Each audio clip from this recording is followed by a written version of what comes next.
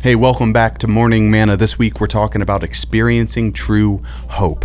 And we're looking at several key elements that help us do that. And so today we're going to talk about trust.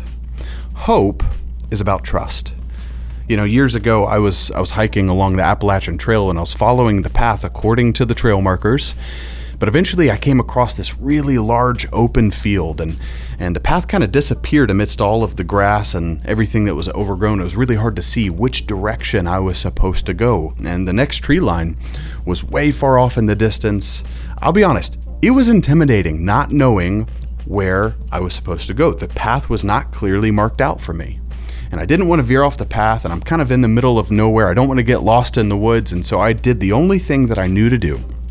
I looked back at the past couple of markers that were on the trail, and I noticed all three of them were lined up in a straight line, so I figured, you know what, I'm just going to align myself with those, go with that trajectory across the field. Now, this field had to have been a couple of football fields across. I don't know, but it was a really big field and a lot of opportunity for me to get lost somewhere amidst the woods, but I went for it. And sure enough, as I got closer, now trust me, I questioned myself a few times, but as I got closer, I saw the trail markers on the other side of the tree line.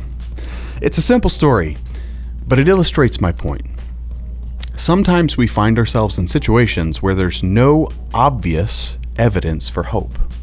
The path is not clearly marked out for us, and it can be intimidating, especially when the stakes are high. But it's in those moments when it can be helpful for us to look back and be reminded of God's faithfulness along the way in order to press forward and have hope for the future. The prophet Samuel did this exact thing when he set up the stone of remembrance. In 1 Samuel chapter 7, the Israelites, they were facing the Philistines in battle, and all hope seemed lost. Nevertheless, the Israelites put their trust in God, and just when the Philistines were about to attack, God showed up in a powerful way, and the Israelites won. You got to read the story. It's a miracle, but here's the point. After they won, Samuel set up a stone altar and called it Ebenezer, which means the Lord has helped us up to this point. It was the testimony to God's faithfulness and a visual representation that if God did it before, man, he can do it again. I love that story so much because even when things seemed hopeless, they still put their trust in God. Hope is about trust. Jeremiah 17 verse 7 puts it this way, "But blessed are those who trust in the Lord and have made the Lord their hope and confidence." I want to end by asking, what's your Ebenezer moment? What moment can you look back to that reminds you of when God clearly showed up and intervened in your life? His help brought you through, and there's no doubt that he was looking out for you.